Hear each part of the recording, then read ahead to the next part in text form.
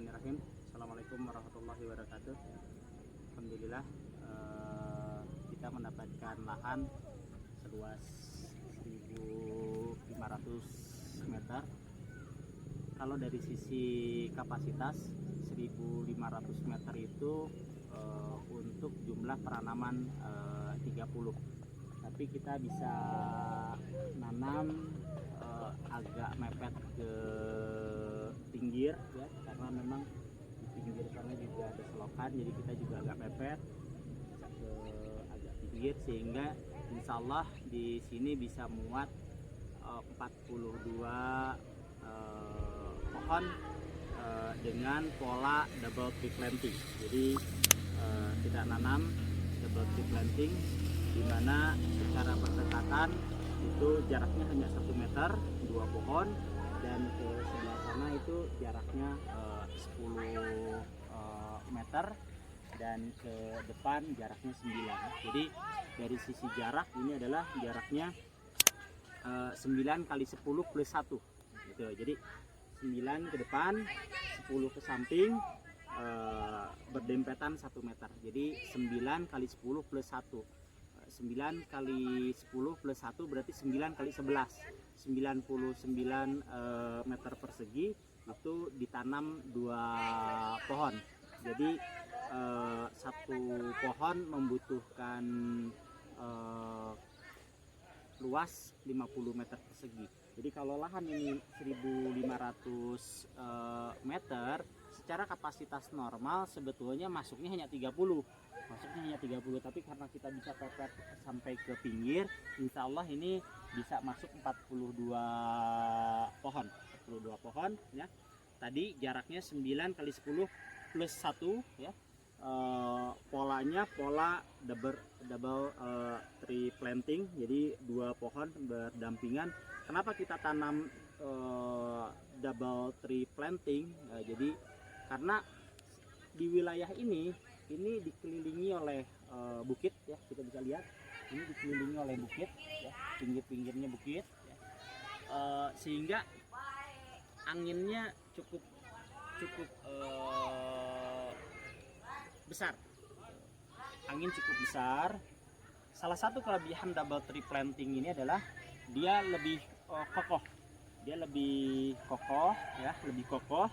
Ibarat kalau orang itu kalau berdampingan gitu ya. Kalau berdampingan 2 itu tentu dia bisa lebih kuat untuk menahan angin. Itu salah satu kelebihan double tree planting, salah satunya ya, di samping ada kelebihan yang lain. Terus model, insya Allah nanti ini modelnya menggunakan model donat seperti di video sebelumnya yang pernah kita jelaskan. Itu ketinggiannya 80 cm ya, lebarnya itu 4 meter, lebar 4 meter.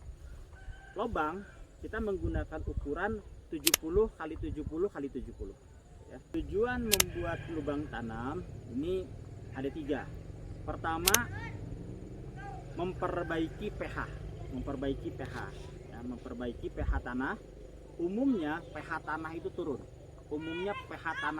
Apalagi dalam kondisi saat ini di mana kondisi tanah itu semakin secara umum lebih rusak ya, karena erosi dan lain-lain ya. Itu jadi secara umum pH itu turun. Sehingga tujuan kita membuat lubang tanah adalah memperbaiki struktur tanah. Pertama dari sisi masalah pH-nya kita perbaiki. Kenapa pH itu penting untuk diperbaiki? Karena bagaimanapun kita melakukan pemupukan, kalau pH-nya itu rendah, ibarat orang kena mah, asam lambung itu nggak bisa makan, dia mual gitu kan, bahkan kalaupun diisi dia muntah. Nah ini juga sama, pada saat kondisi tanah itu pH-nya tidak normal, pH-nya asam, kurang dari 6,5, kita kan berikan pupuk sekalipun, dia nggak akan bisa makan. Kenapa kondisi tadi pH itu harus diperbaiki? Karena tadi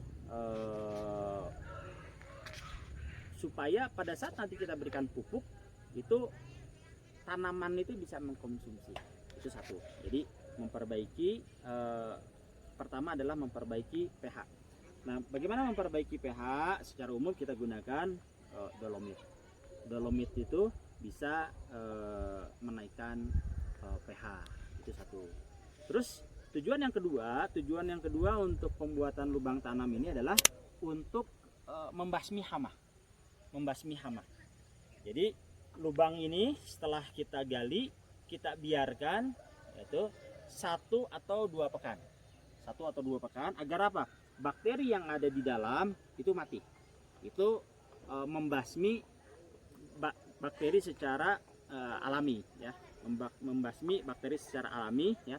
Yang kedua, bisa juga kita menggunakan obat. Obat yang bisa kita gunakan, insya Allah kita akan gunakan Amistar Top 25 mili kita campur dengan air 100 liter, itu satu lubang kita bisa berikan 5-10 liter ya, menggunakan Amistar Top. Dan ini sudah masuk. Dolomit kita gunakan 5 kilo ya.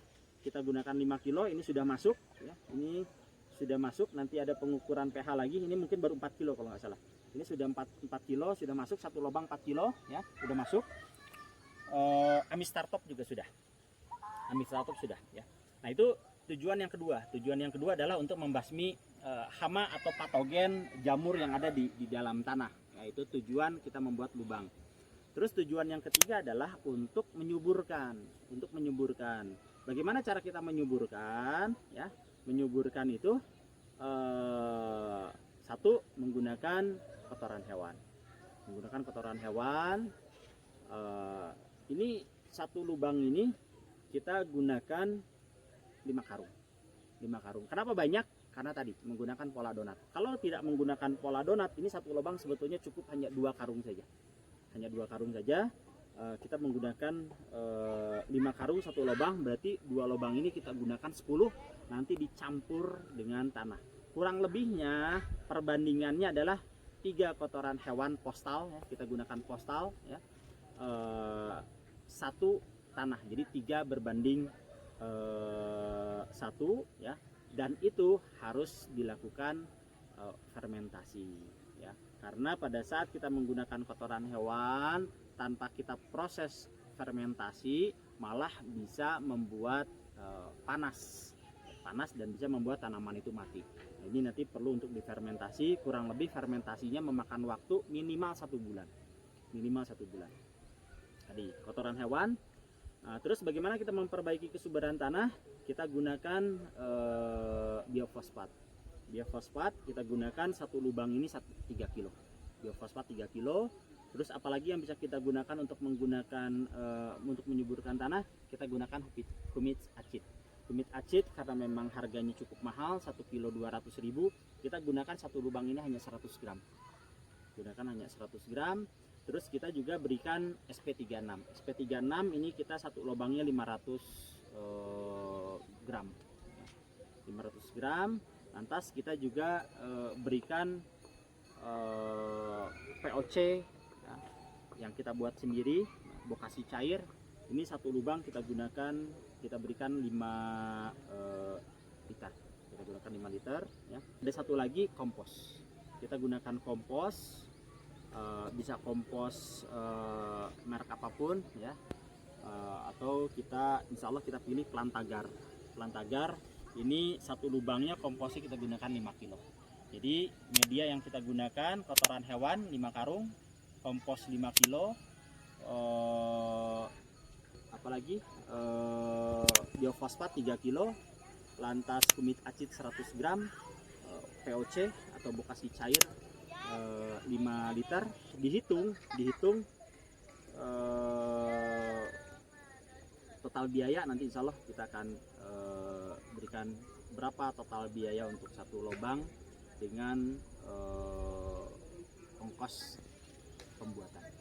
Nah, inilah persiapan kita untuk penanaman durian bawor. Insya Allah di sini kita akan tanam durian bawor. Kalau kemarin yang kebun yang 3.200 meter kita tanam musangking dengan peci.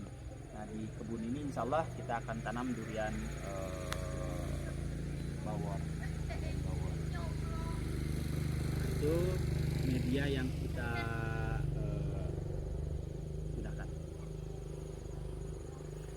ini nanti persiapan selanjutnya adalah pemasangan instalasi air. Pemasangan instalasi air ini sudah dibuat juga salurannya, ini saluran utamanya. Nanti satu donat atau 2 pohon kita gunakan satu sprinkle. Kita gunakan satu sprinkle.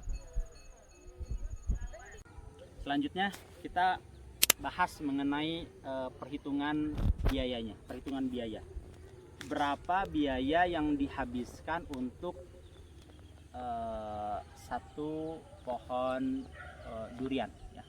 Pertama, pembuatan lubang.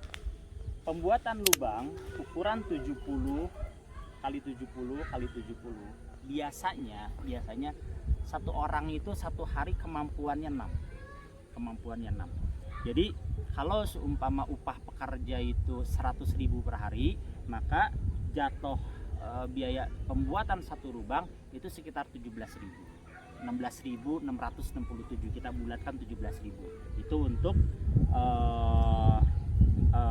pembuatan lubang. Lantas dolomit tadi, dolomit 5 kilo kurang lebih 1.500. Dolomit 1.500. Amistar top itu kurang lebih satu lubang ini membutuhkan 5 mili. 5 mili itu Amistar top kurang lebih sekitar 5.000 rupiah. Jadi 1 milinya sekitar 1.000 rupiah Amistar top.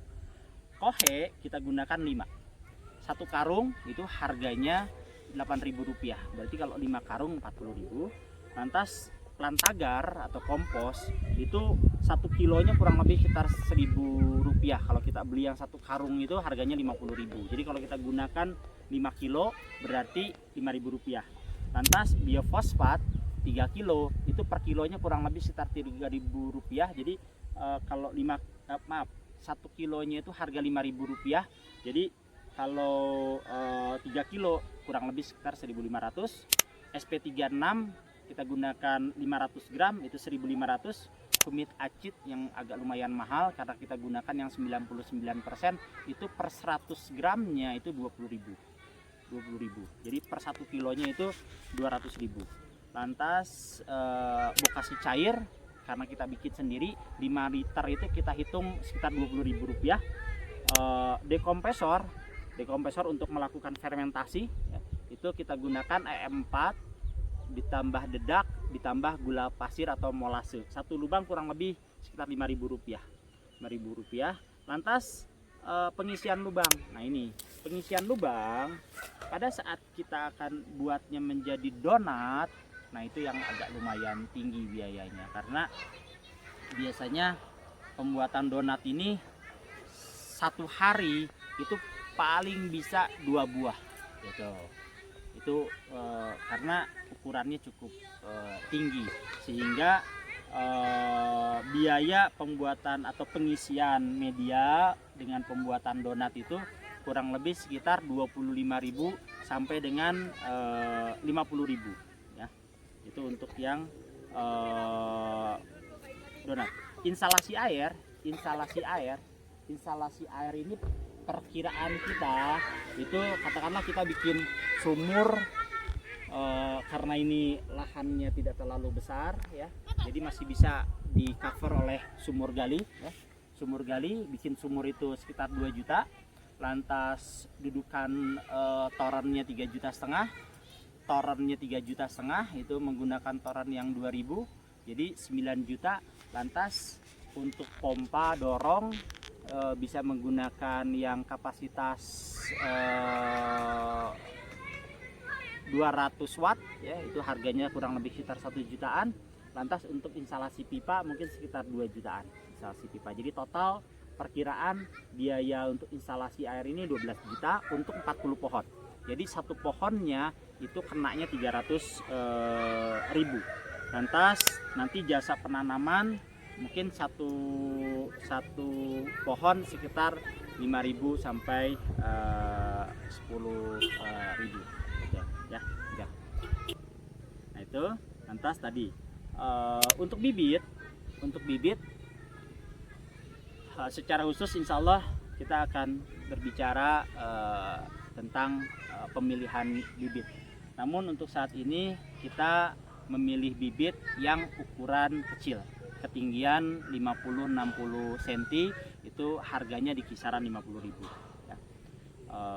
Lantas di sini juga akan dibuat lubang biopori ya, lubang biopori.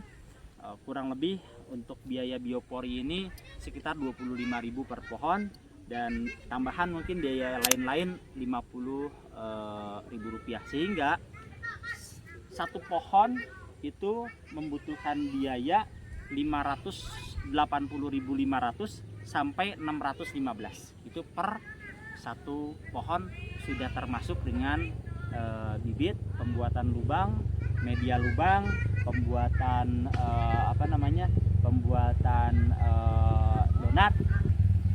pembuatan donat dan juga instalasi air. Jadi satu pohon membutuhkan biaya 585.000 sampai dengan 615.000 per pohon. Nah, itulah perhitungan biaya yang dikeluarkan untuk